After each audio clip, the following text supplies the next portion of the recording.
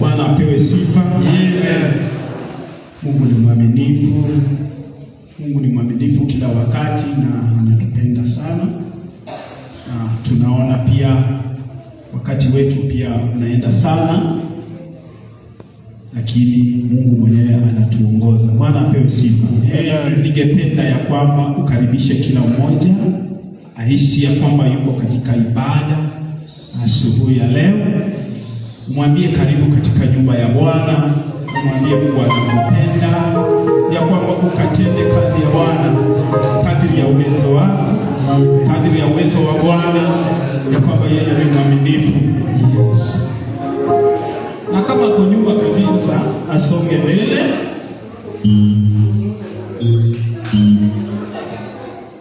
Amen.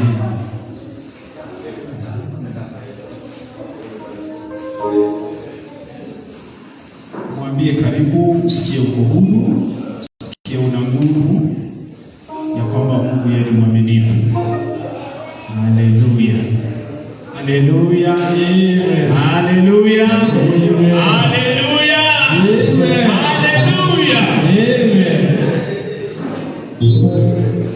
Wale wenye mko kidogo usisonge tu mbele. Suzi. Ndio kukalia nyuma sana. Karibu sana mbele na tunafurahi. Alafu kwa Sunday school naye tutahitaji mwalimu wa Sunday school akuwe na watoto huko. Kama wewe ni mtu mzima, party from Asha, kwamba tunakaribisha mbele huku. Kuna viti zenu huku mbele. Sio kwa Sunday school. Mwalimu tu ndio utaruhusu ya kwamba akae na watoto huko. Kwamba hiyo ndio ni kwamba ni jambo liko katika moyo wangu. Bwana apewe sifa. Bwana apewe sifa. Najua ya kwamba mcheza kinanda pia anajiandaa.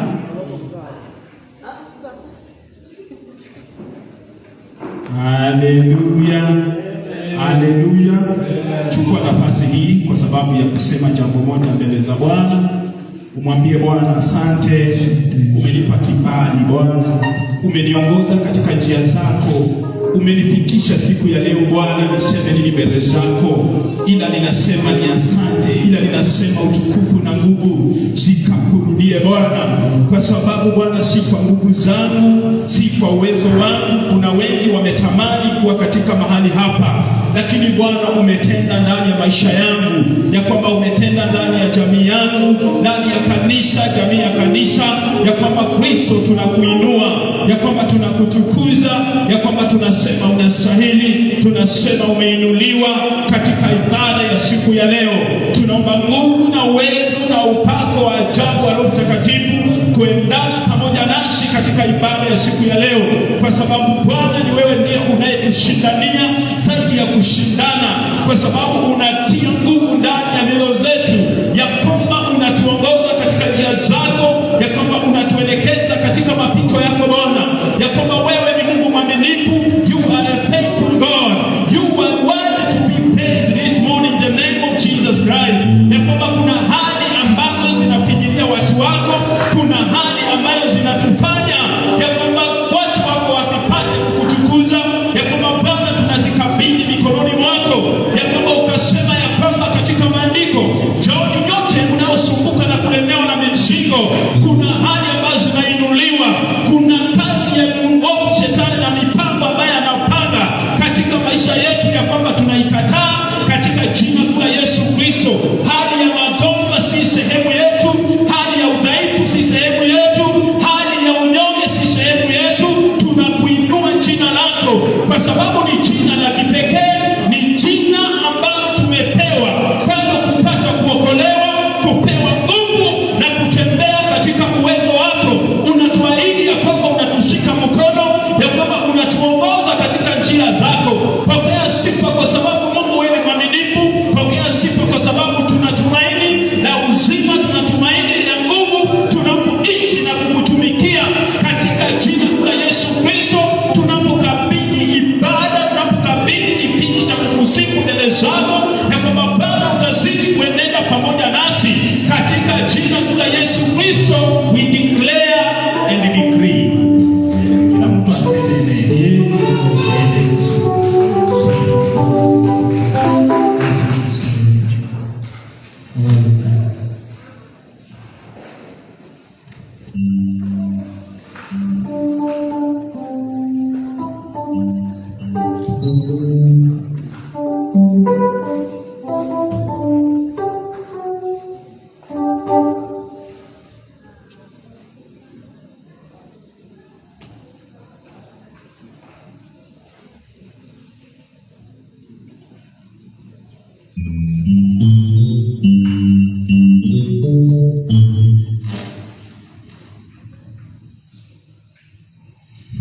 Bwana asifiwe. Amen. Hallelujah. Amen. Prayer request siko mahali hapa na ningependa tukabidhi mbele ya Mungu kwa sababu pia ni shughuli ambayo Mungu ametupa ili tuweze kusimama na wenye wanahitaji msaada wetu wa maombi. Amen. Kwa sababu tunajua ya kwamba tutakapoita Mungu, Biblia inasema ya kwamba ni kwa imani yetu watapata uponyaji. Amen. So kuna watu kadhaa hapa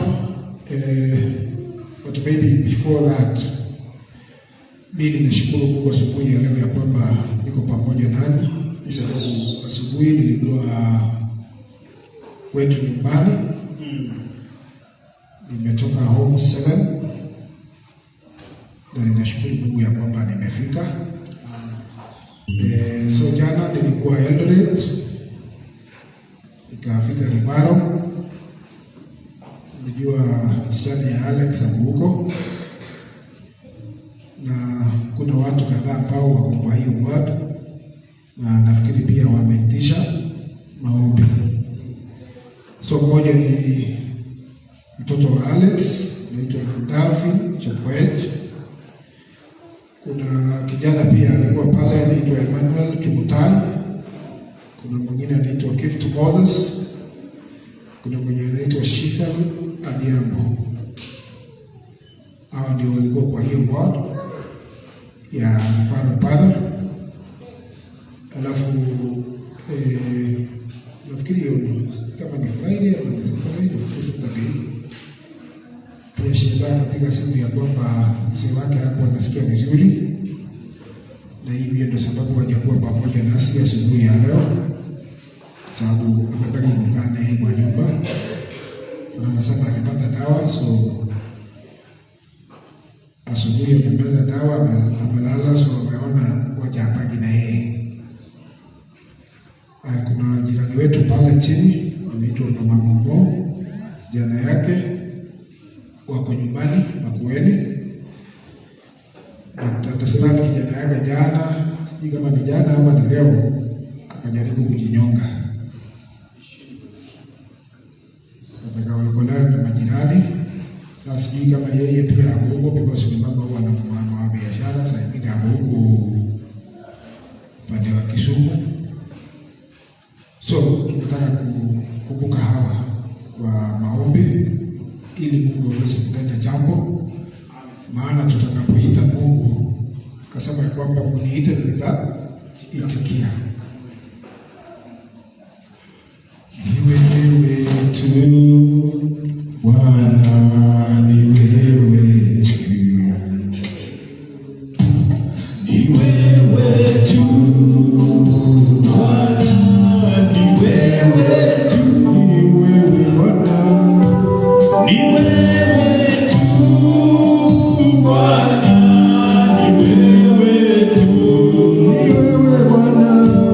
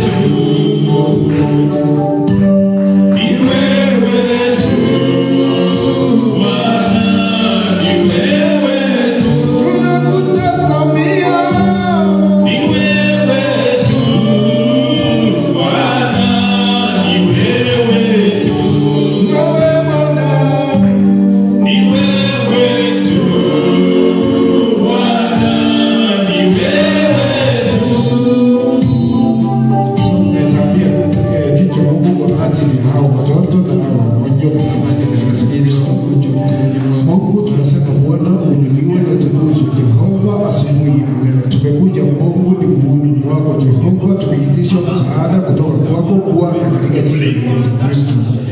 Mungu, tazama kila mmoja wetu Bwana, tumeungana pamoja Jehova kwa ajili ya Mungu. Kumbuka wenzetu Jehova ambao wamepitia katika hali mbalimbali Jehova ya magonjwa. Mungu, wewe ni mponyaji wetu na hatuna mwingine Jehova. Uinuliwe na utukuzwe Jehova. You know our stronghold and our comfort. Mungu, wewe ni kimbilio letu Jehova, na Mungu tumaini letu Jehova, yote iko kwako Mungu.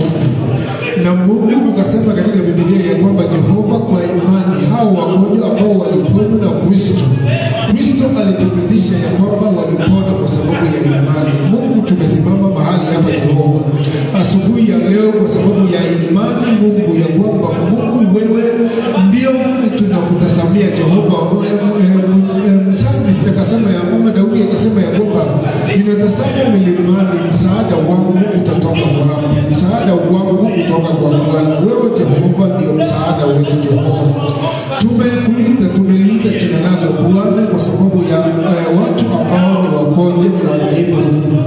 Tunawakabidhi Mungu mikononi mwako, na tunaomba Jehova ya kwamba katika hiyo hali Bwana uweze ukawatokezee Jehova, uweze Mungu ukawaguze Jehova, uweze Jehova ukawatembelee Mungu, na hata wakati wa sahihi Bwana, katika jina la Yesu Kristo. Mungu, tunatarajia ya kwamba tutasikia ushuhuda Mungu ya kwamba Jehova umetenda Bwana. Uinuliwe Mungu na utukuzwe Jehova. Tunajua Jehova ya kwamba wewe ni Mungu mwenye uwezo, na Mungu hakuna kitakachokushinda Mungu. Na Mungu, kwa imani tumekuja kwako ya kwamba tunamkumbuka Bwana David Mungu Jehova, tunawakabidhi Bwana mikononi mwako. Tunamkumbuka Emmanuel Kibutai Jehova, tunamkumbuka Jehova Gift Moses Bwana, hata na Shilva yako Mungu, tunawakabidhi Bwana mikononi mwako. Hata Bwana wa Steba Bwana Jehova, wewe ni Mungu wa majeshi Bwana, tunakuita Bwana Mungu ya kwamba Bwana katika uwezo wako, neema yako Bwana ikawafikie Jehova asubuhi ya leo Mungu, wakapata Mungu na uponyaji katika jina la Yesu Kristo. Tunataka kutuma Bwana neno lako kwao Jehova, na Mungu yale yote ambayo yamesababishwa na shetani yaweze kushindwa katika jina la Yesu Kristo. Mungu, tunajua ya kwamba Mungu hakuna kile ambacho hakiwezekani Mungu kwako. Tunajua Jehova wewe ni uweza yote Mungu, wewe ndio ulituumba Bwana. We pray Lord that you correct every defect Lord in their lives, in their flesh, Father, in the name of Jesus. Father God, we come against every spiritual power, Father, against their lives, Jehovah, in the name of Jesus. Abba, Father God, we stand against every power of the enemy against their lives, Lord, in the name of Jesus. And we pray, King of Glory, that your power, oh God, that surpasses everything, King of Glory, may be their portion this morning, Lord, in the name of Jesus. That God, we want to speak healing upon their lives, oh God. We want to speak healing, Jehovah God, upon their lives, Father, in the name of Jesus. We want to speak holiness upon their lives, Jehovah God, in the name of Jesus. Father God, we want to speak restoration, oh God, upon their lives, Jehovah God, in the name of Jesus. King of Glory, you alone the kind God, you alone the good God. Oh Father, we depend on this attribute, oh God, of who you are, Jehovah God, in the name of Jesus. And we pray, God, that Lord, know the way you are, oh God. Because God, when you met with Moses, you told him that I am who I am. Father God, you are our healer today. Jehovah God, you are our deliverer today. Jehovah God, you are our Messiah, Jehovah God, today. Because God, you are who you are. You are I am that I am, oh God. This morning, Jehovah God, I pray, Lord, in the name of Jesus, that God, you come through for each and every one of them, Jehovah. We declare, Jehovah God, that no disease have got power over them, Jehovah. But King of Glory, no power of the enemy has power over each and every one of them, Jehovah God. King of Glory, we yearn over to hear a beautiful destiny, Jehovah, that God, you have done. King of Glory, Lord, do it for them, Jehovah God. Because God, it's our earnest desire that God, they may get his healing, oh God. The healing that comes, Lord God, from above. The healing, Jehovah God, that comes from our God, who is Jehovah God, the owner and finisher of our lives. Lord, we declare that God, healing is their portion. Lord, we exalt you and magnify Lord your holy name, even God, from our son, O God. We want to commit Jehovah God, our Lord, and we stand against every spirit of operation, Lord, in the name of Jesus. Because God, you made us, O God, in your image and likeness. And our Father God, the moment that we lose hope, O God, Jehovah God, we fail to look upon you. And Father God, we look at our problems. Jehovah God, we want to declare, Jehovah God, that His hope shall be on you, O Father. I pray, Father God, that it shall be a turnaround, O God, of our peace, thoughts, O God. That our Father God, we may look upon you, Jehovah God, as the hope of His glory, Jehovah. That God, you may restore, Father God, good thoughts upon him, positive thoughts upon his head, Jehovah God, in the name of Jesus. That King of glory, Lord, we want to remove every negative in his heart, oh God. Every negative thought upon his life, Jehovah God, in the name of Jesus. Our Father, it doesn't matter, King of glory, whether it is from the enemy. It doesn't matter, Jehovah God, the source. But King of glory, because God, we know you are our God. Lord, you are our hope. King of glory, you will do something wonderful upon his life, Jehovah God, in the name of Jesus. Implant, oh God, positive thoughts in his life, Jehovah God. That our Father God, he may look at life, Jehovah God, in a positive way. That he may look at life, Jehovah God, the way you look, oh God. Because God, without you, oh God, we are nothing. Jehovah God, restore unto us, oh God, the joy of your salvation, Jehovah. Lord, we exalt you, we magnify out your holy name. Baba, katika jina la Yesu Kristo, tunawakabidhi hawa wapendwa Bwana mikononi mwako. Na tunatangaza Jehova ya kwamba uponyaji ni sehemu yao Mungu. Tunatangaza Jehova ya kwamba wewe ndio mponyaji wao Mungu.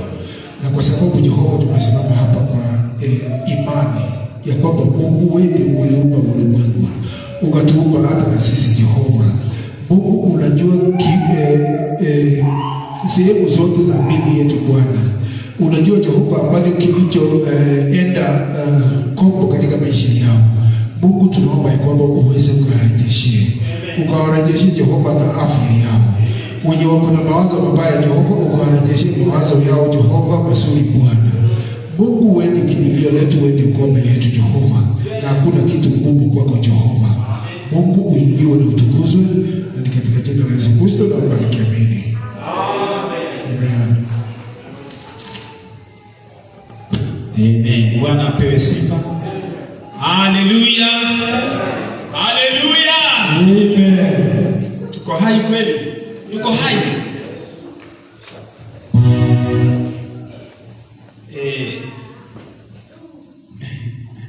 Si mnakumbuka wakati ambapo tulinena neno la last Sunday ya kwamba Mungu huwapa nguvu wale ambao wanakaribia kuzimia.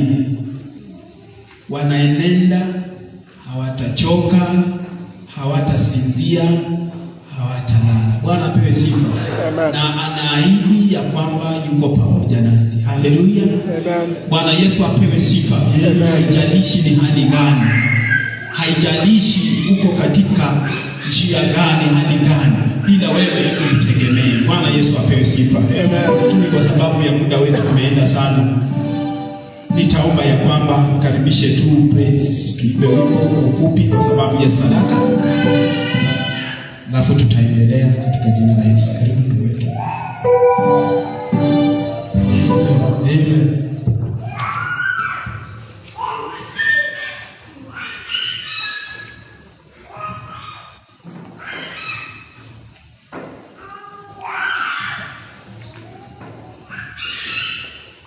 Worship. Hakuna Mungu kama wewe, hakuna popote,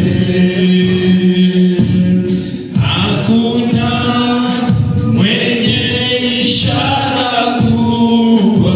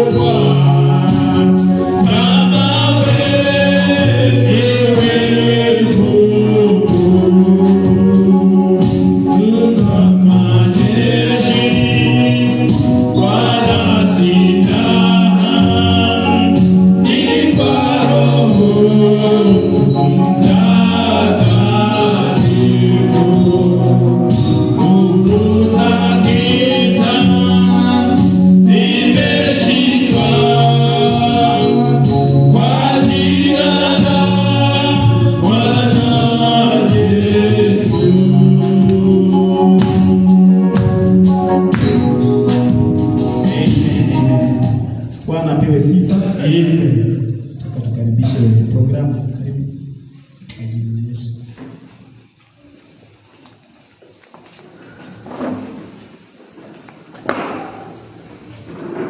Tuwapigie makofi. Asante kwa hicho kimepita. Nashukuru Mwenyezi Mungu na leo ambaye ametuwezesha kufanisha Kristo ili tuweze kuwa na nafasi ya kumwabudu. Alituumba kumwabudu. Hilo ndio Mungu wakati alituumba, nafasi yetu ni kumwabudu, na yale mengine yote yeye mwenyewe ataweza kufanya. Kwa hiyo kila wakati ambapo unapata nafasi, kuwa na nafasi ya kumwabudu Mwenyezi Mungu ili aweze kukupa mwongozo wa maisha. Kwa wakati huu ningetambua kwamba kuna uwepo wa mgeni asubuhi ya leo, lakini jinsi ambavyo naona na mgeni hakuna nafasi nyingine. Ningepewa wale ambao wamekaa bila kuja kanisani na kuja tusalimie. Nafasi hii yao wakati kwa mbili tatu kuja kutusalimia. Wini kuja tu kusalimia.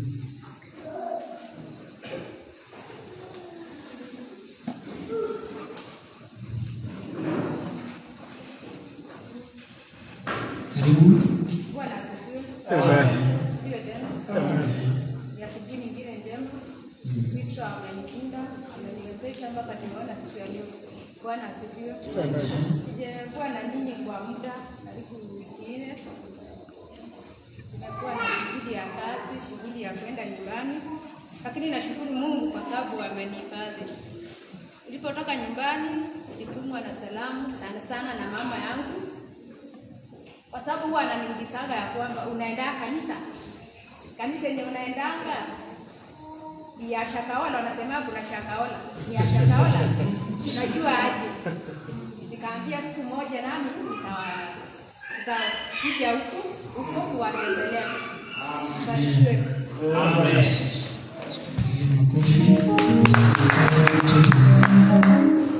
Kuna mwingine? Hakuna nafasi ya ushuhuda. Kama unao ushuhuda,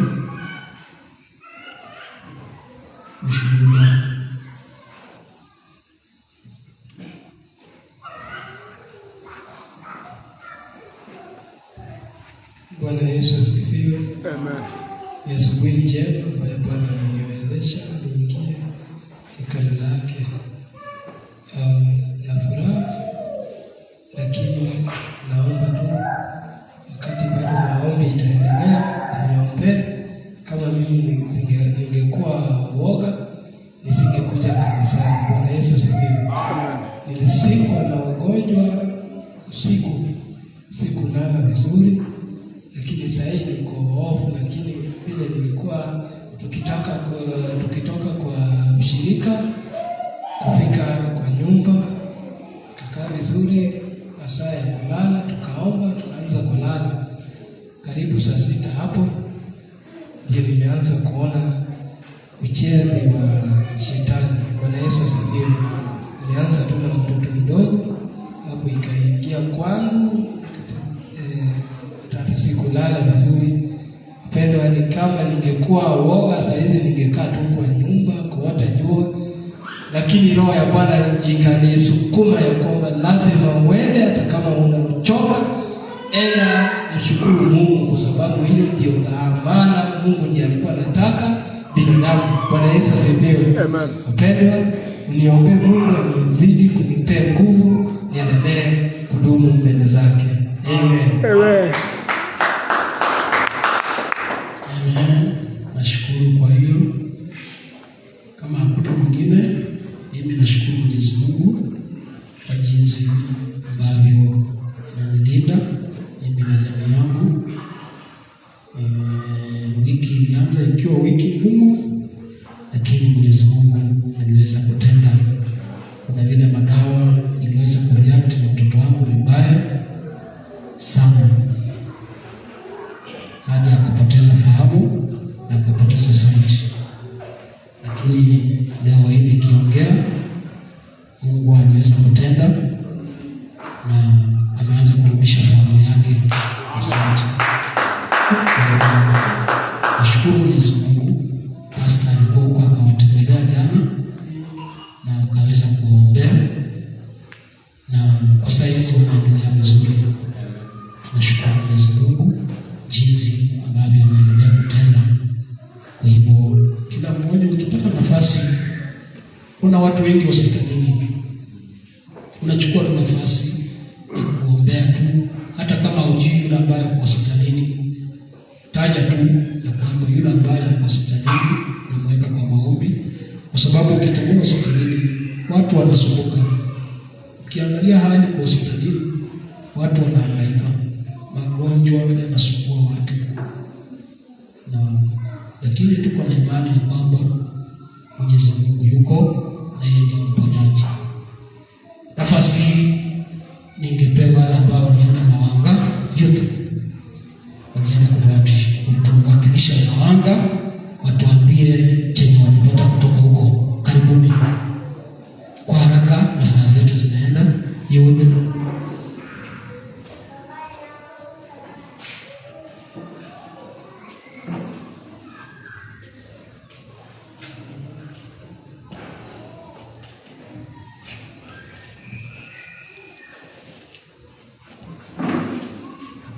praise God.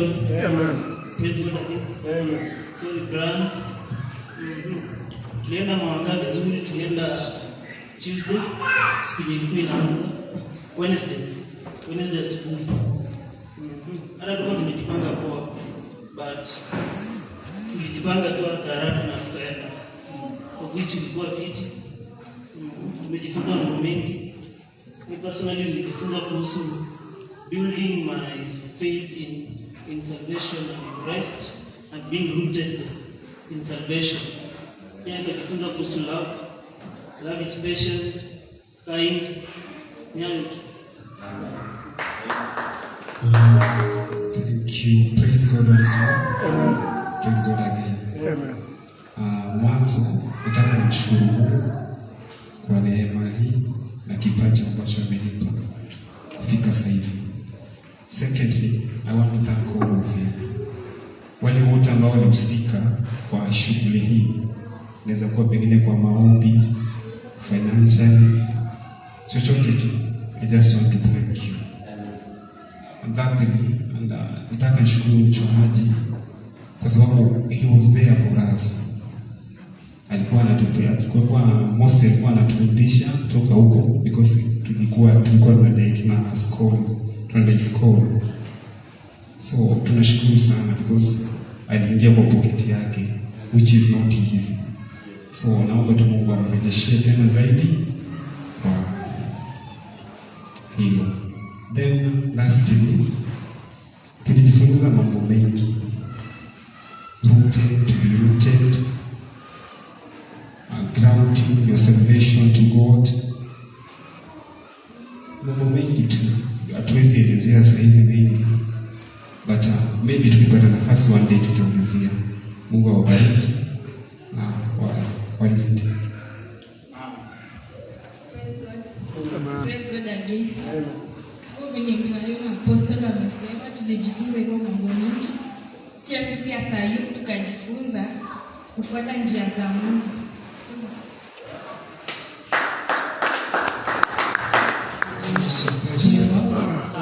Tunashukuru kwa sababu wanatuwakilisha.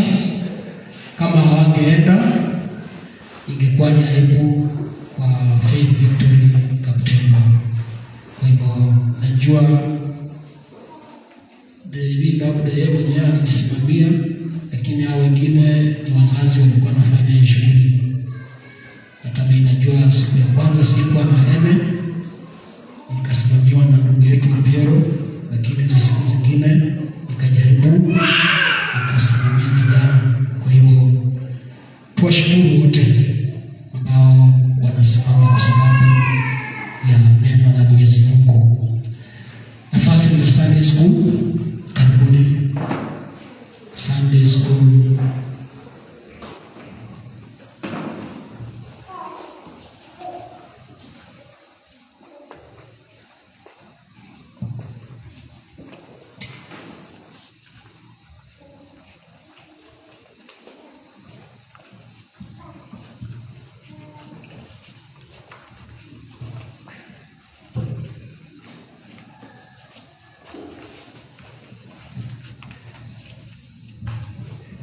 Praise God. Amen. Ni asubuhi njema, nashukuru Mungu kwa kutulinda, tunakutana tena. Kwanza kabisa Joel yuko pamoja na nyinyi siku ya leo. Ametravel kwenda Kisumu na atarudi leo usiku. So msishangae muone yupo mshangaa bila wapi. Sunday school wataimba na naamini mtabarikiwa.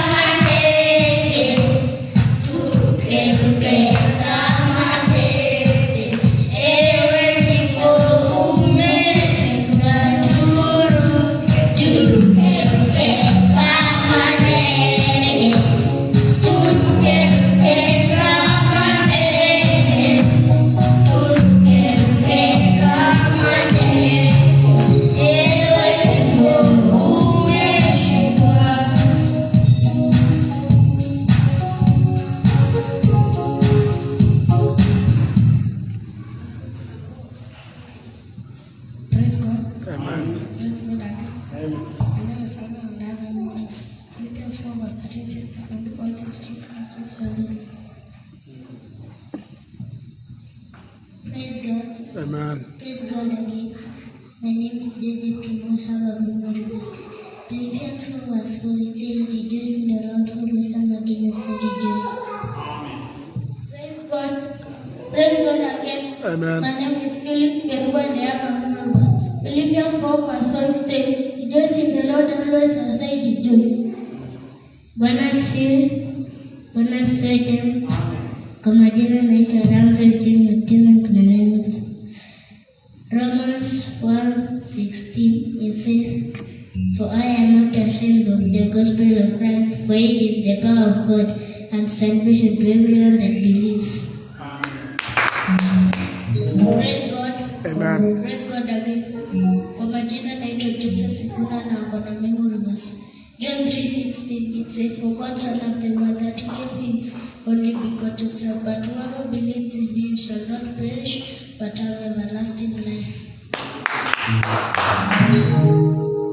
Praise God. Amen. Praise God again. Amen. Majina naitwa Kuchangeni.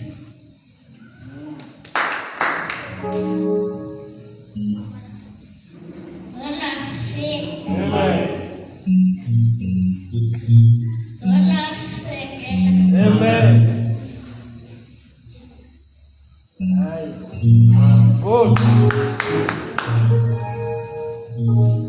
Praise God. Praise God again. My name is Dennis Kiprop and I have a Romans 3 verse 23. It says,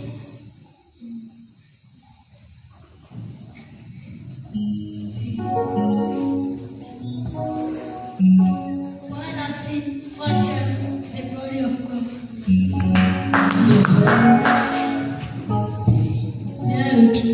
Amen.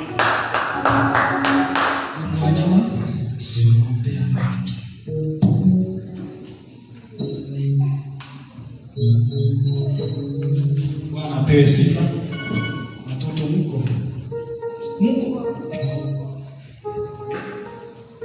ya kwamba Mungu ni mwaminifu, kwamba tunapenda tuombe, na nilikuwa naomba pia wakati mwingine mchungaji, hiyo ndio ombi langu tu, ndio wazo langu, ya kwamba one of the Sunday pia watuhudumie, sababu kuna wachungaji hapo, kuna waimbaji, kila kitu tunawasikiza, inakuwa ni napea jukumu mwalimu wao na matrain.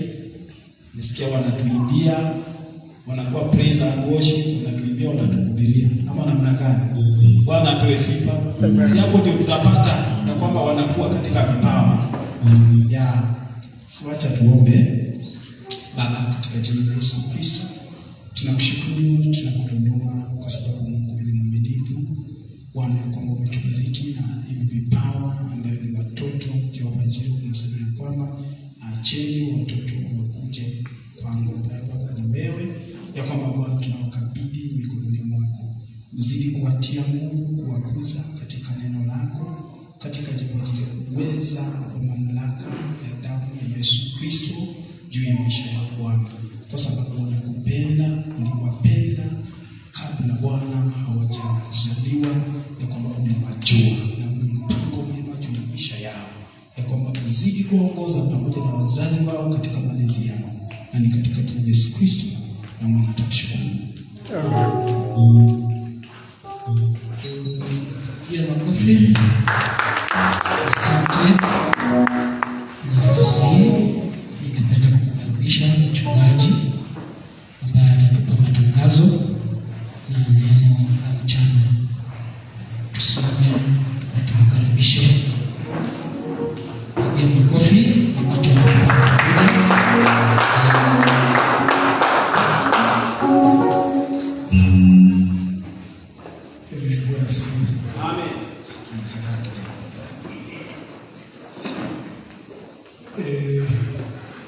Nafikiri ya vijana tumemaliza walienda conference. Tunashukuru sana kwa jambo hili, ya kwamba ile shughuli ingawa ilikuwa ngumu, lakini tulimanage. Tuliomba mahali tukasema waje wafunike hapo, kwa sababu tulikuwa na shida ya nilikuwa nimesahau ya kwamba pia tulikuwa tumeambiwa tuchangie kitu apart from ile further, tulikuwa tuchangie mchele. So tuliomba mahali tukalipa. Tarehe 20 mwezi wa 12 tunajua tuko na wedding ya Milka ambaye ni kiongozi wa vijana national. So tarehe 20 tumealikwa sisi wote kwa michele ya VPS.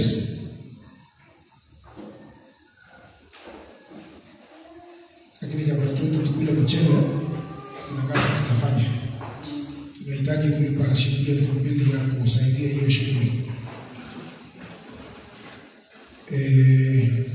Pia nafikiri Saturday kuna safari ambayo tuko nayo ya kwenda na Jongoi. So baada ya ibada nafikiri tutapanga tukiwa wote. Kwa sababu tunaona kama hata mama hakuna, mzee hakuna. So tutajadiliana tukiwa pamoja. Mama Karo amesema ameenda ndugu yake ambaye ni mchungaji. Kuna watoto wanapokelewa kanisani siku ya leo, so wameenda kusherehekea pamoja na wao. Then Ana ametumana salamu, ako nyumbani kwa nasikia vizuri, so hakuweza kumanage. So ninaamini tuko tayari kusikia neno. Tayari kusikia neno. Tusimame pia tuweze kumkaribisha mnenaji.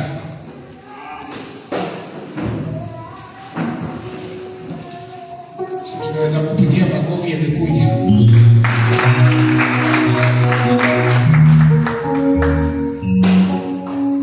Asifiwe. sana, asante sana.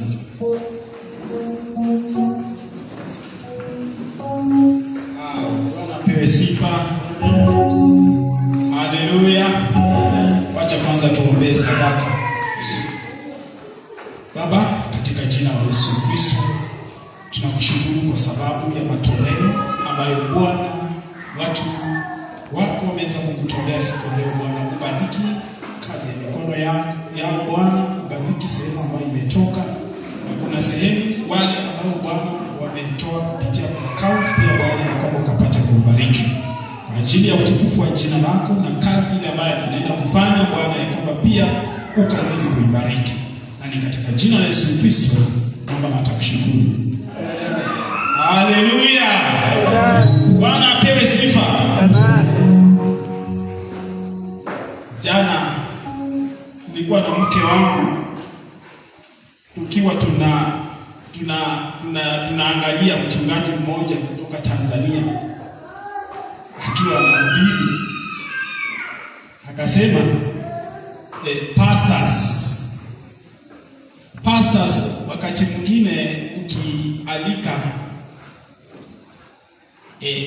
wazee ama mchungaji, ukuwe unaomba ruhusa kidogo kwa mke wake. Bwana apewe sifa. Amen. Kwa nini alikuwa anasema hivyo? Alikuwa anasema hivyo kwa sababu wakati mwingine kuna mtu anaweza amealikwa kuhubiri, wakati anapohubiri mpaka mke wake anashangaa, anasema huyu ndiye anahubiri. Kwa sababu gani? Mambo ambayo anayafanya akiwa kwa nyumba ni tofauti sana jinsi ambavyo anahubiri. Bwana apewe sifa. Amen. Si wake zetu wanatujua zaidi kuliko jinsi ambavyo Wakristo wanatujua. Si kweli? Kwa sababu tunaomba msamaha tu. Na pia tena nikawa nawaza aje himizo, hata wakati mwingine wake zetu pia, mchungaji akisema niko na jambo, Mr. Obiero atahubiri next Sunday, pia tusikwe tunaficha, tunasema okay, wako sikimbilio kusema muulize yeye, umwambie hapana, pia ni sawa sawa. Bwana apewe sifa. Hilo ndio jambo lenye lilishangaza sana wakati huyo mhubiri alikuwa anasema hilo jambo. Sasa alikubali. Sidhani kama hapo kuna shida mahali popote.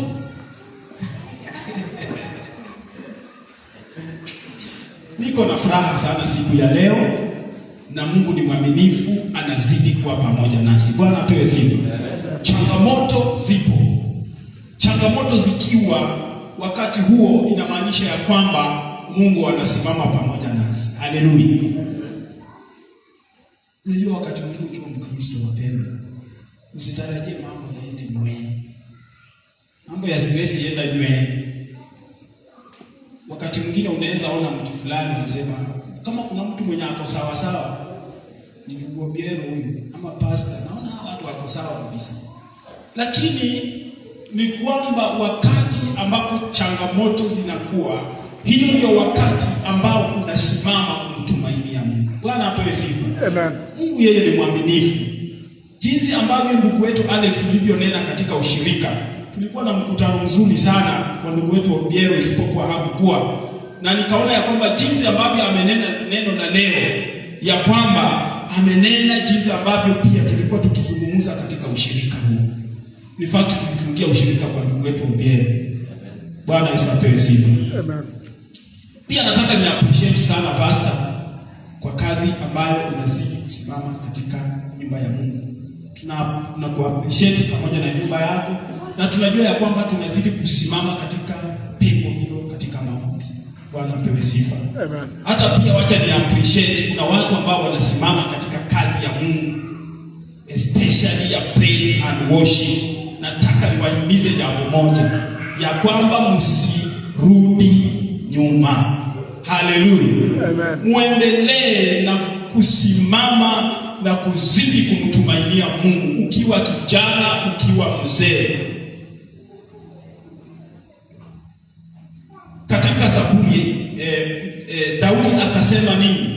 Psalms 119 anasema ya kwamba Bwana nimeliweka neno lako ndani yangu ili nisije nikakutenda dhambi. Bwana Yesu apewe sifa. Amen. Kwa nini mtumishi wa Mungu akasema hivyo? Alijua ya kwamba the nature of a human, the nature of a man, hali yake ni hali ya kuteleza katika njia ambazo hazimpendezi Mungu. Hiyo ndio nature ya mwanadamu. Lakini tunapoishi na kumkaribisha Mungu, ya kwamba Mungu yeye anazidi kutusimamisha na kututia nguvu na kutuepusha na mambo ambayo hayapendezi machoni pake. Hiyo ilikuwa tu ni salamu ama introduction ya kwamba Mungu yeye ni mwaminifu. Mungu yeye anatusaidia. Wakati mwingine unajua hata huduma nafika mahali unahisi ya kwamba sasa penye mimi naona hivi, sijui nitulie hata niwache kufanya hii. Lakini tunapomtumainia Mungu ya kwamba anazidi kutusaidia. So acha tuombe kwa sababu ya neno. Baba, katika jina la Yesu Kristo, tunakushukuru, tunakuinua kwa sababu Mungu wewe ni Mungu kipekee, unayeishi ndani yetu Bwana, unayezungumza pamoja nasi, unayetutawala, unayetupa hekima na maarifa kuwa mbele zako Bwana. Tunakushukuru kwa wema na fadhili zako. Tunakushukuru kwa ajili ya moyo wa kila mmoja. Tunakushukuru kwa ajili ya maisha yetu, kwa ajili ya jamii zetu. Tunasema Bwana upokee sifa kwa ajili ya neno pia ambalo Bwana ulipotunenea asubuhi ya leo, ya kwamba Bwana umekitumia hicho chombo, ya kwamba hilo neno likawe baraka na ukalipanda katika roho zetu. Sasa hivi Bwana pia Jehova Jireh, tunapokuwa mbele zako, tunapoenda Jehova Jireh kujifunza neno lako, ya kwamba Kristo ukatufanya mioyo zetu kwa dhabiti, kuwa rotuba, mchanga mzuri ya kuweza kulipanda neno hili likaweze kunawiri katika mioyo zetu Bwana, ya kwamba likawe baraka kwa watoto wetu, baraka kwa jamii zetu, baraka kwa nyumba yako Bwana, baraka kwa watumishi wako na hata kila mmoja.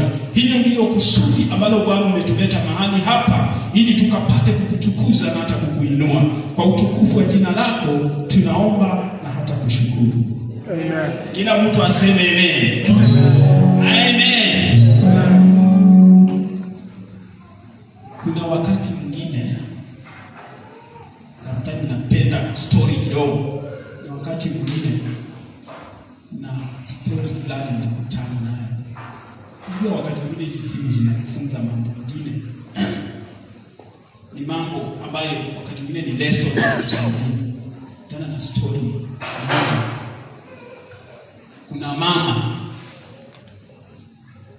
Kuna mama ambaye mchungaji fulani alienda akamhubiria, akaokoka. Alipookoka akakuja kanisani, kaanza kufanya kazi ya Mungu. Though alikuwa sana hakuwa na hudumu kwa madhabahu, lakini alikuwa anafanya tu kazi ya Mungu akiwa huko. Akafanya miaka nenda miaka rudi. Akaona yeye wakati alikuwa anatarajia akija kanisani, alijua kanisa ni watu wazuri. Hiyo ndio ilikuwa mawazo yake, sababu mtu akisema ameokoka ni mtu mzuri. So hiyo ndio ilikuwa matarajio yake. Tena alikuwa anatarajia ya kwamba watu ambao wako katika kanisa ni watu roho safi, ni watu ambao wanamjua Mungu. Siku moja huyu mama akaenda kwa mchungaji, akamkuta mchungaji, akamwambia, pastor, nashukuru sana kwa sababu umeishi kutuhubiria ya kwamba tunaenda mbinguni, ya kwamba mbinguni ni asali na maziwa na kuabudu pekee. Nashukuru sana. Lakini pastor, mimi nimeboeka na hii safari ya kwenda mbinguni, na nimeboeka na hii kuwa katika nyumba ya Mungu. Pastor akamuuliza, kwa nini dada ufike kiwango cha kusema hivyo? Akamwambia, mimi wakati mara kwa mara nikikuja kanisani, mimi naona tu mambo ya kawaida tu inaendelea ni kuabudu, kuimba, kuhubiriwa, kwenda nyumbani. So alikuwa anajaribu kuchallenge mchungaji. Nikawa nawaza, huyu mama kwa nini afikirie afike kiwango hicho cha kusema ya kwamba nimeboeka? Kwa sababu aliona ya kwamba mahubiri ni yale yale, lakini katika hali ambao watu ambao wanahubiriwa ni watu wale ambao wamebaki katika hiyo hali, ambao hawajabadilika, ambao maisha yao ambao walikuwa wanaishi ya awali, ama maisha ambao wanaishi ya huko nje bado ni seme. So akasema hii mambo sasa, mimi nimeboeka, hata kabla sijafika mbinguni mimi nimeshaboeka. Hii mambo ya kimwili. Sasa swali yangu ni je, tuashuku wewe ni mchungaji, ungesaidiaje huyo mama? Ungemsaidiaje?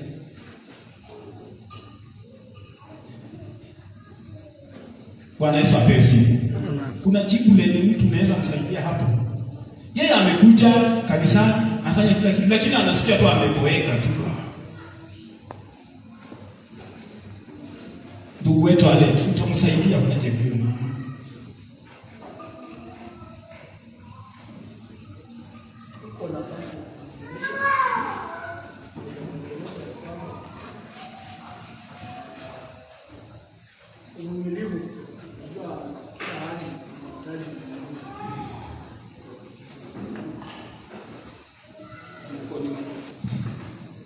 Kila jambo linahitaji uvumilivu. Sasa ukikuta hali ni ngumu, nafasi ya kuvumilia, na kama huenda hawezi kuvumilia, kuna nafasi ya kuombea kupitia kwa maombi. Mungu anaweza kupunguza na aweze kubadilika. Amen. Mtu anaweza tupea jibu lingine? Mungu wetu kama uko na jambo.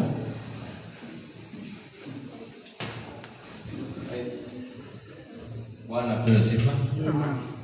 Na swali ile kwamba aliweka. Sasa jambo la kwanza kama Kristo lazima ujue chanzo ya kuweka. Bwana chanzo ya kuweka. Alafu ya pili inabidi ajue kuokofu ni nini, kwa sababu ukiwa na Yesu hauwezi kuweka. No.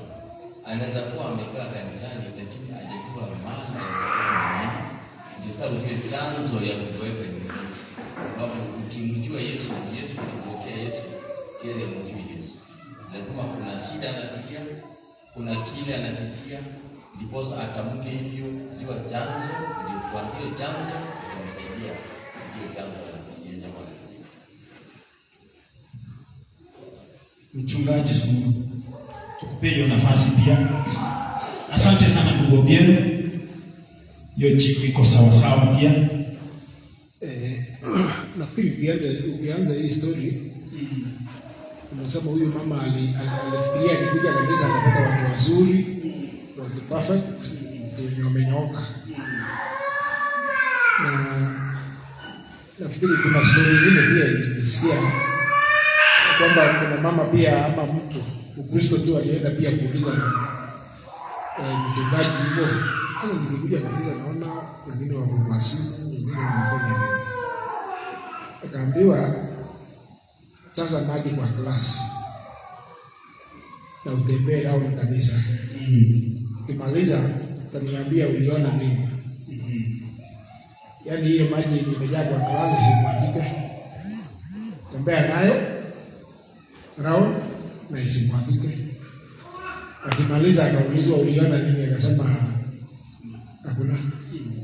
Kwa sababu focus yake ilikuwa kwa maji, isimwandike. So kaambiwa ukikuja kanisa usiangalie watu. Focus kwa Mungu mwenye ulikuja. Na hiyo ingine haitakuboa. Amen. Amen. Si tu appreciate wale ambao wametupea majibu. Ni utoe makofi. Asante sana. Hiyo sasa hata ni makofi yenye mtu akipita hapo anasikia kuna watu wenye wako hai ndani ya nyumba ya Mungu. Bwana Yesu apewe sifa. Amen. Nafikiri hiyo majibu iko sawa sawa. Ukiapply uvumilivu ni sawa sawa. Ukiapply jinsi ambavyo mchungaji amesema ni sawa sawa. Ukiapply jinsi ambavyo ndugu wetu Obiero ametoa hapo ni sawa sawa. Kwa sababu gani niseme hivyo? Wakati ambapo Mkristo unamkaribisha Yesu Kristo, anaanza kuongoza hatua zako, njia zako. Hapo ndipo maisha yako mapya yanaanza. Bwana Yesu apewe sifa. Hapo ndipo maisha yako mapya yanaanza. Na katika kanisa,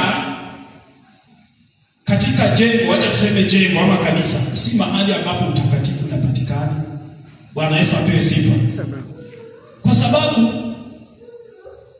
unakumbuka wale ambao walimuuliza Yesu, na mwalimu, ufalme wa Mungu unakuja lini? Sasa akawajibu nini? Ufalme wa Mungu haukuji katika hali ya kuchunguza. Mwambie kwamba tazama uko pale, tazama uko sijui wapi, tazama sijui uko wapi. Ufalme wa Mungu umo ndani yenu. Haleluya. Sasa huenda ikawa huyu mama alitarajia ya kwamba ninapoenda kanisani, hapo ndipo mahali ambapo mazuri yapo. Mazuri yanapatikana ndani yetu ikiwa tunamkaribisha Yesu Kristo, ya kwamba atuongoze na atuelekeze katika njia zake. Haleluya. Nataka niulize swali moja, tujifunze mtu mmoja ambaye ni mtu alifanya kazi kubwa sana, great work katika Biblia, ambaye ni mtumishi wa Mungu, Paulo. Ukisoma vizuri aliandika almost 3/4 of the New Testament.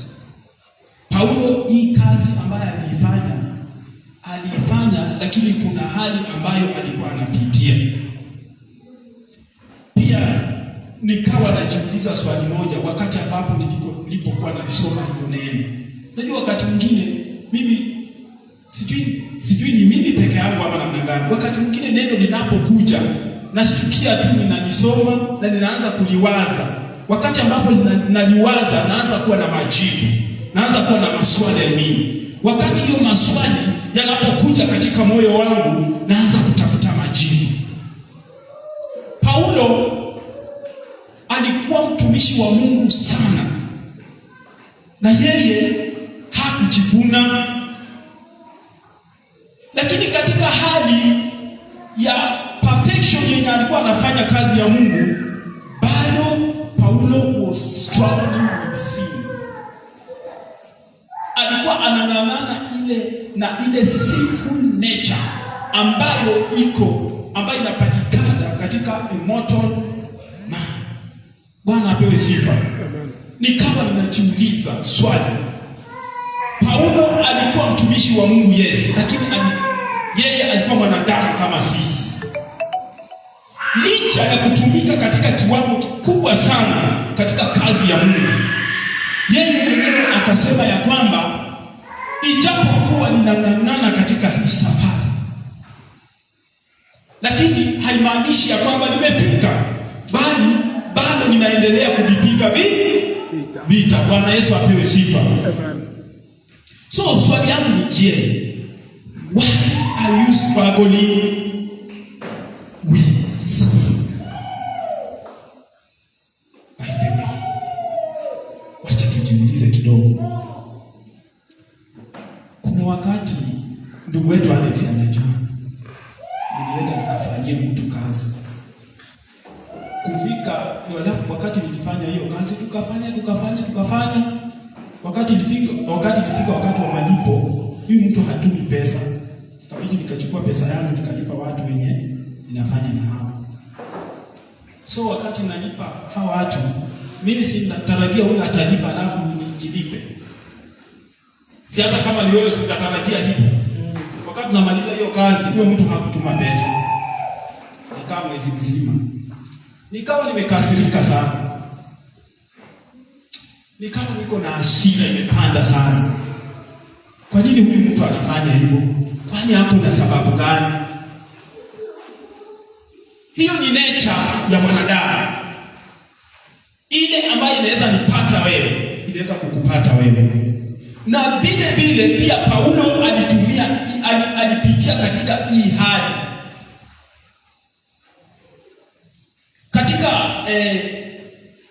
Katika 1 Corinthians, hebu tuanze na Romans kwanza. Warumi.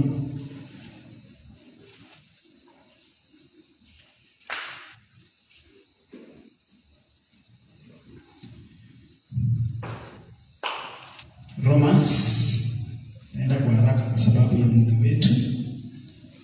Romans chapter 14. Romans chapter 7, not 14, chapter 7 verse. Tuanzie tu verse 14. Tuone jinsi ambavyo Paulo anatuambia kuhusu yale ambayo masumbuko ambayo mwanadamu anapitia. Ijapokuwa anamtumikia Mungu, ijapokuwa unahubiri, ijapokuwa unaimba, ijapokuwa unafanya kazi ya Mungu, lakini kuna hali ambayo imeinuliwa ndani yako ambayo inaleta mvutano kiasi kwamba ukitaka kufanya hili hauwezi kutenda. Unashtukia unaenenda katika njia ambayo haukuwa unatarajia.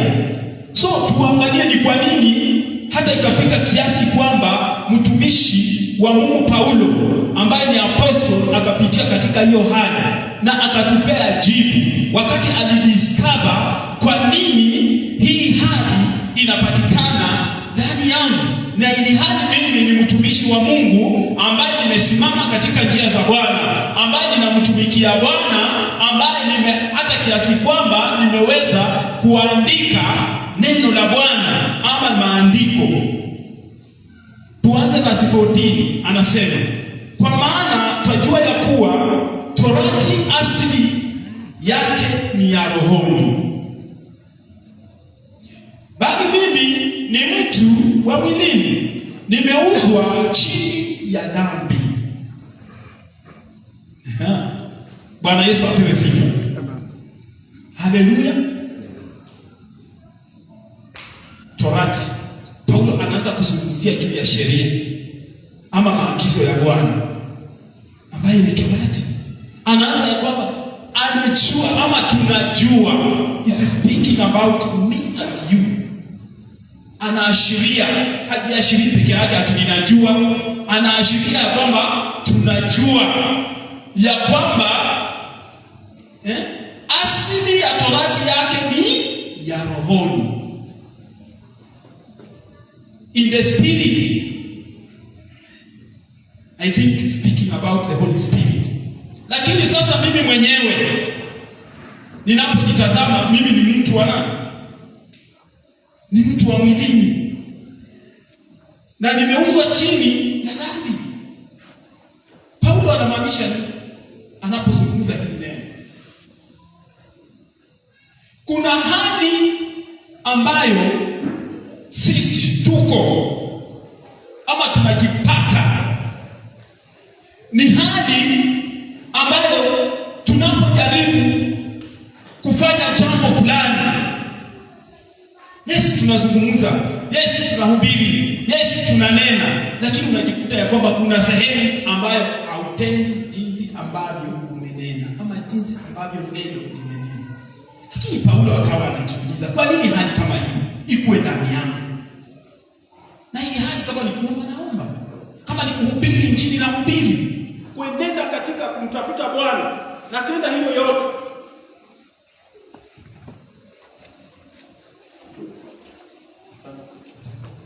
Asante mchungaji. Sasa Paulo anajaribu kutufafanulia. Sasa verse 15 anasema ya kwamba maana sijui nifanyalo, kwa sababu lile nilipendalo silitendi, bali lile nilichukialo ndilo ninalolipenda. I think Paulo anazungumzia vitu viwili hapa. Anazungumzia sauti mbili. Anazungumzia kitu inaitwa force.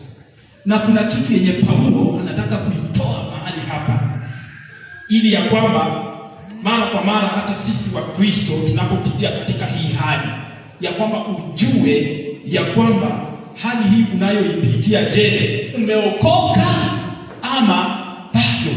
Ijapokuwa unang'ang'ana katika hii safari, unang'ang'ana katika hii hali, je, unasimama katika njia za Mungu ama bado? Na ninafikiri tena pia wakati nilipokuwa nasoma hili neno, nikawa nina tafakari ya kwamba katika hii mkutano ambayo iko ndani ya mwanadamu, ikiwa unakosa mkutano huu, kwa sababu mkutano huu uko na sauti mbili, ni ya Roho Mtakatifu na sauti nyingine. Bwana Yesu apewe sifa. Amen. Bwana apewe sifa. Amen. Na ndiposa unaona kuna mtu ambaye anaweza kuwa anatembea katika njia za kadha, ni njia ambazo zimepotoka, ni njia ambazo hazifai, ni njia za uovu, lakini hana ile kitu ya kukumbusha ya kwamba ya kumwambia wewe hii njia ni mbaya. Anaona iko tu sawa. Kuna watu wa aina hii iko. Yeah. So Paul alikuwa anazungumzia hii kitu. Kuna mtu mwenye anaweza simama hapa akiachilia matusi mpaka unasema huyu mtu haoni kama ni aibu, haoni kama ni mbaya. Kuna kitu ambacho amekosa ndani yake. Lakini ukimgundua ya kwamba kuna mvutano ndani yako, unapojaribu kuenenda katika njia ambayo haifai, kuna kitu nakwambia wewe. Wewe kwa unahubiri, wewe si mtumishi wa Mungu, wewe ni mzee wa kanisa. Hiyo ndio Paulo anajaribu kuitoa mahali hapa. Anaitoa ile hali ya Ukristo, ule Mkristo ambaye ana kitu ndani yake ambacho kinamuongoza. Lakini ikiwa hauna kitu ya kukuongoza, utaona kila kitu iko sawa sawa. Bwana Yesu apewe sifa. Amen. Kwa sababu unaona katika hali ndio unaona Wakristo, yes, tunasema tumeokoka, lakini unakuta ya kwamba mtu anajipata katika njia panda. Ni hii ama ni hii? Ni huku ama ni huku? Alafu anaendelea verse 15 anasema, maana sijui nifanyalo, kwa sababu lile nilipendalo silitendi, bali lile nilichukialo ndilo ninalolipenda. Paul anamaanisha nini? Kile ambacho kinatokana na roho, unakuta ya kwamba yes, unatamani uitende, yes, unatamani uifanye, lakini katika kufikia hali ya kutekeleza hawezi kutenda. Unakuta ya kwamba unatekeleza the opposite way. Kwa nini ifanyike hivyo? Ni kwa sababu kuna yale ambayo yanapingana ndani yako. Na ikiwa yanapingana ndani yako, hiyo inadhihirisha ya kwamba Kristo ambaye ameweka roho wake mwenye yuko hai ndani yako ndiye anayekukusaidia. Bwana Yesu apewe sifa. Haleluya. Amen. Lakini ukiona hakuna mapingano, hakuna mvutano, there is something wrong. Si Paulo alikuwa mtumishi wa Mungu mkubwa sana. Yeah. Lakini can you imagine aliwrite 3/4 of the New Testament. Lakini kulikuwa na hiyo mvutano ndani yake. Anataka afanye jambo fulani ambalo linapendeza roho wa Mungu, lakini anakuta ya kwamba hajalifanya, analifanya opposite jinsi ambavyo neno linasema. So inamaanisha nini? Wakati mwingine Wakristo wanapopitia changamoto, inafaa wawe na ushindi kupitia kwa roho wa Mungu. Praise the name of the living God. Hebu sasa tuendelee tuone yeye anaposema asili ya Torati. Haya, anasema kwa sababu lile hapo sitarudia. Lile lilichukiano ndilo ninalolipenda. Niliona mchungaji mwingine alisema mpaka nikashangaa. Alisema unajua hata sisi tuko tuna wake, sisi ni mapasta, lakini ukiona dada mzuri anakuja kanisani, unajua hata sisi pia watu tunatamani, lakini hatuwezi sema. Bwana apewe sifa. Haleluya. Bwana Yesu apewe sifa. Amen. Mpaka nikashangaa. Sasa nikawa nawaza. Na by the way it is true. It is true. Inafanyika katika hali ya undani ya moyo wa mwanadamu. Kwa sababu anataka atende mapenzi ya Mungu. Lakini hali that nature, kwa sababu yeye ameuzwa chini ya dhambi, hiyo sinful nature, pasipo roho wa Mungu mwenyewe kuwekeza roho wake ya kwamba aweze kupigana. Unajua ni roho wa Mungu ndio anapigana na hiyo hali ndio ashinde, sio sisi. Bwana Yesu apewe sifa. Ukisema wewe mwenyewe unapigana, hawezi hata kidogo, kwa sababu hautapigana kwa nguvu yako. Lazima kuwe na force yenye iko strong, ambayo ikishindana ndani yako utakuwa na ushindi, si ndio? Do you remember nani mwenye alikuwa na Potiphar's wife? Alikuwa na Joseph au David? Joseph. Kwani unadhani Joseph si ati mwenyewe aliamua kuachilia shati na kutoroka? Hapana. Lazima kuna kitu yenye Mungu aliinua ndani yake, ambaye ni roho wake, ndiposa aweze kushindana na huyu roho chafu ashinde. Nafikiri hiyo ndio Paul anajaribu kufunua mahali hapa. Lazima hii force yenye inapatikana ndani yako, ambayo ni ya Roho Mtakatifu, hiyo ndio lazima Mungu anapokukupea ya kwamba iweze kupigana vita ndani yako ndio ifaulu, lakini si kwa nguvu zetu. Bwana Yesu apewe sifa. Kwa sababu kuna force yenye iko nyuma yako ya udanganyifu, afanya hivi. Lakini nyingine anasema lakini ninapofanya hivi iko namna gani? Nasema unajua sasa, unajua ukiexpose hii maneno itakuwa aibu. Lakini yeye anasema na hata ikijulikana si nitakuwa nimepona. So kunakuwa na sauti, kunakuwa na force. So Paulo anajaribu kufanya nini? Anajaribu kufunua hii force, hii nguvu ambayo inapatikana ndani yake, ambayo Mungu anapoiweka ndani yako, hiyo ndio inapigana hadi ishinde. Basi 16. Lakini kama nikilitenda lile nisilolipenda, na ikiri ile sheria ya kuwa ni njema. It's a battle. Ni vita. Basi sasa si mimi nafsi yangu ninayetenda hilo, bali ni ile dhambi ikayo ndani yangu. Haleluya. Amen. Sasa unaona Paul anafika mahali anasema sasa wakati ambapo ninapojaribu kutenda lile vizuri siwezi, najikuta ya kwamba natenda lile ambalo ni ovu, lile ambalo ni baya. Sasa anasema si mimi, ni ile sasa ile sinful nature iko ndani yangu, hiyo ndio inanisukuma. Sasa ikiwa inakusukuma, itabidi uhitaji nguvu ya Roho Mtakatifu ikuwe juu, ikuwe na nguvu ya kuweza kupigana na hii nguvu ya dhambi. Bwana Yesu apewe sifa. Amen. Haleluya. Amen. So inamaanisha nini? Inamaanisha ya kwamba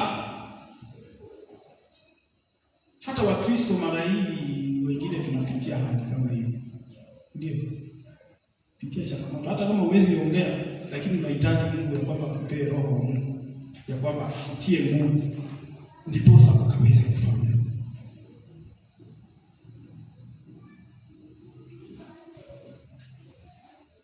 Hebu tuendelee kidogo.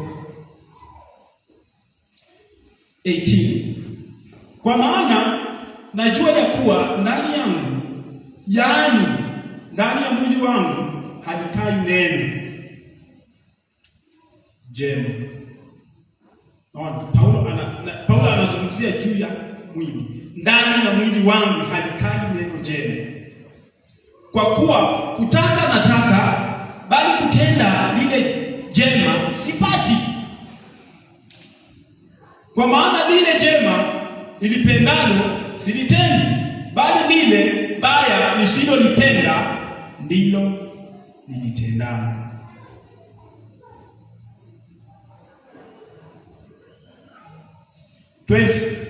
Basi kama lile nisilolipenda ndilo nilitendalo, si mimi nafsi yangu nitendalo, bali ni ile dhambi ikaayo ndani yangu. Basi nimeona sheria hii ya kuwa kwangu mimi nitakaye kutenda lililo jema, lipo lililo baya. Unaona sasa kunakuwa na hizi mbili zinashindana, ya kwamba Wakristo inafaa tuombe sana Mungu ya kwamba atusaidie, ya kwamba ndani yetu Roho wa Mungu anapokuwa ndani yetu anajaza nyoyo zetu, na unakuta ya kwamba vita vinavyopigana ndani yetu ni vita ambavyo ni vya Bwana. Ndiposa Daudi akasema ya kwamba katika Zaburi 119 verse 11 akasema ya kwamba niliomba ya kwamba neno lako Bwana likaweze kukaa ndani yangu. Bwana Yesu apewe sifa.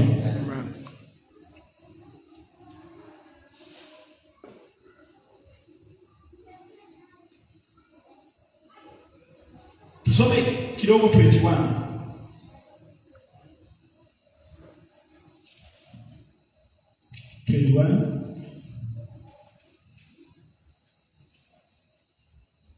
Basi nimeona sheria hii ya kuwa kwangu mimi nitakaye kutenda lililo jema lipo lililo baya, kwa maana naifurahia sheria ya Mungu kwa utu wa ndani, lakini katika viungo vyangu naona sheria iliyo mbali inapiga vita na ile sheria ya akili zangu na kunifanya mateka ya ile sheria ya dhambi iliyo katika viungo.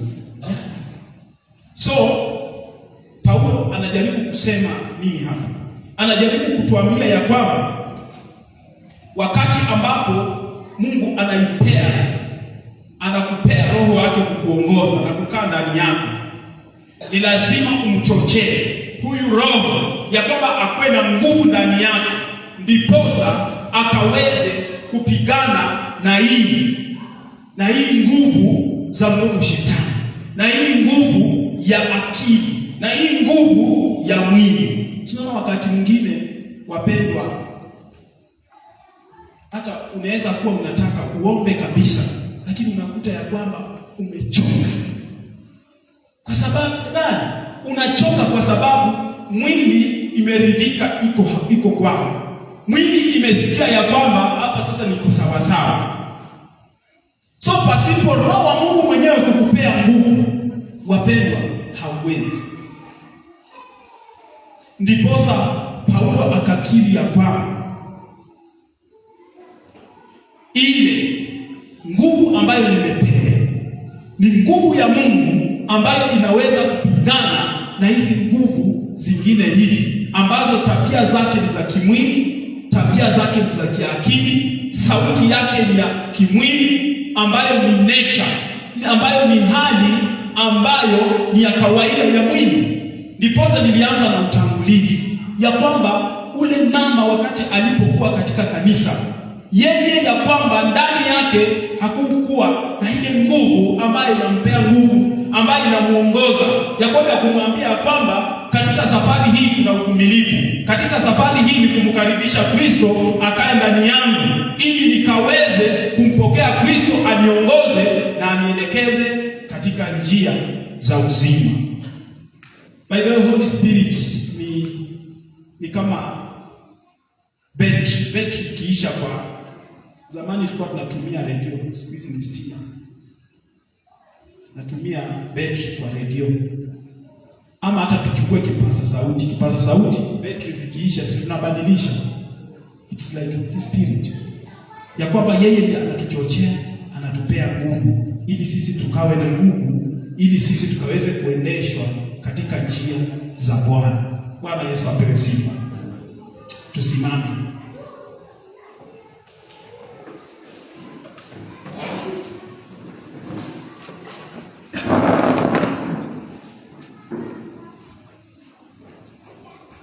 Nataka praise and worship uje tuimbe kwa kidogo.